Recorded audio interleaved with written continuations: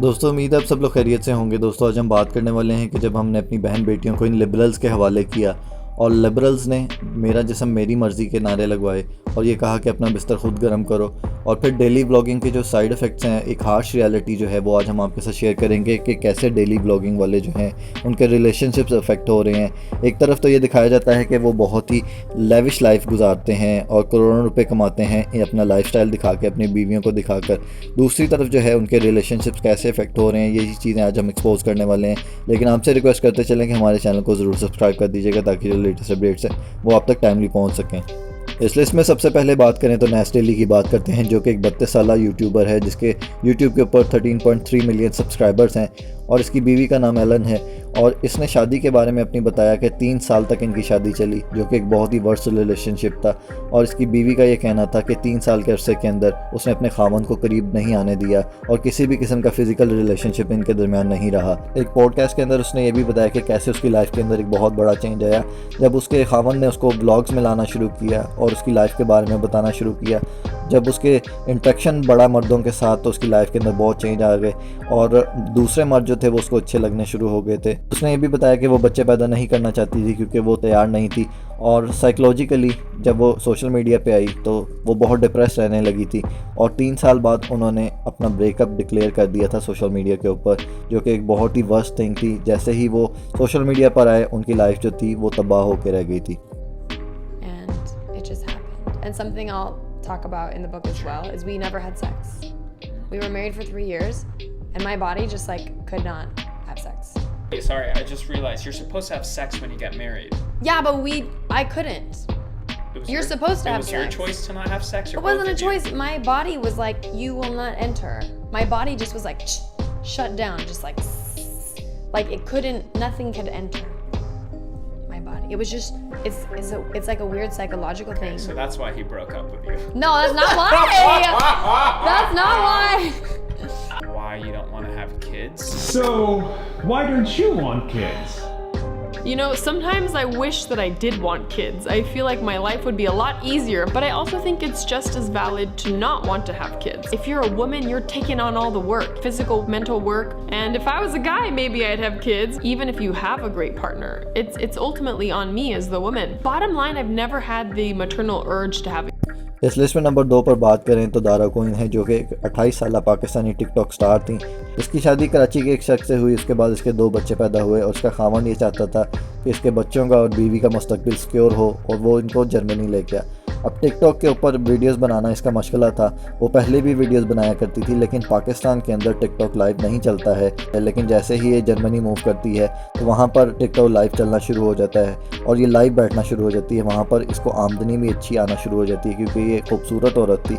लेकिन यहाँ पर ट्विस्ट ये आता है, ये एक शख्स जिसका नाम आसिम भट्ट था, जो कि यूके में मुकीम था, एक बिजनेसमैन, जिसने रात दिन इसकी खूबसूरती को देखकर इसको गिफ्टिंग शुरू कर दी। कभी वो लाइंस बेच रहा है, कभी वो यूनिवर्स का गिफ्ट कर रहा है।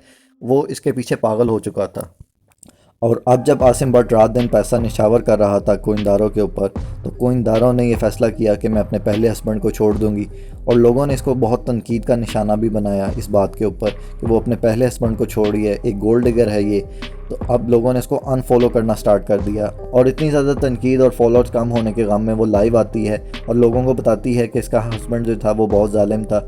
और वो बताती है कि कैसे उसने अपने हस्बैंड को 2 साल पहले ही छोड़ दिया था, जबकि वो झूठ बोल रही थी, क्योंकि जून 2023 में इसके यहाँ बेटी की पैदाइश हुई थी। और उसके बाद इसकी जो कुछ फ़ोटोज़ थी आसिम भट्ट के साथ वो लीक हो जाती हैं अगस्त के अंदर। तो कोइंदारो एक शरीफ खातून थी, लेकिन जैसे ही उसको सोशल मीडिया के बारे में पता लगा और वहाँ से जब आसिम भट्ट जैसे लोग वहाँ पर फॉलो करते हैं उसको और गिफ्टिंग शुरू कर देते हैं और बहुत ज़्यादा पैसे निछावर करना शुरू करते हैं, तो कोइंदारों ने अपने हस्बैंड को छोड़कर ये फ़ैसला किया कि वो आसिम भट्ट के साथ शादी करेगी। और कोइंदारों ने ऐसा ही किया, उसने अपने बच्चों की परवाह नहीं की और दूसरी शादी कर ली। तो अपना नाम काला क्यों रखा है? बात सुनो, काला इसलिए रखा है कि अभी आपने भी पूछा कि क्यों काला रखा है। अगर मैं सीधा नाम रखता तो लोग इसका मतलब नहीं समझते। सो काला इसलिए रखा है, मैं काला हूँ, ये फिल्टर लगाया है, पहली बात। दूसरी बात ये, तो फिल्टर क्यों लगाया है? काले हो तो प्राउड करो, फिल्टर क्यों लगाया है? नहीं, वो फिल्टर से ज्यादा ना फिल्टर लगाऊं फिर काम असलो खराब हो जाता है फिर। बिल्कुल हाँ, फिर तुम्हारे जैसी लड़की देख के कहती है इस लिस्ट में नंबर 3 पर बात करें तो साम अहमद अमान की बात करते हैं। ये एक ब्लॉगर है और इसके यूट्यूब के ऊपर 237K सब्सक्राइबर्स हैं। एक मजहबी घराने से ताल्लुक़ रखता था, लेकिन इसको ब्लॉगिंग का बहुत शौक़ था।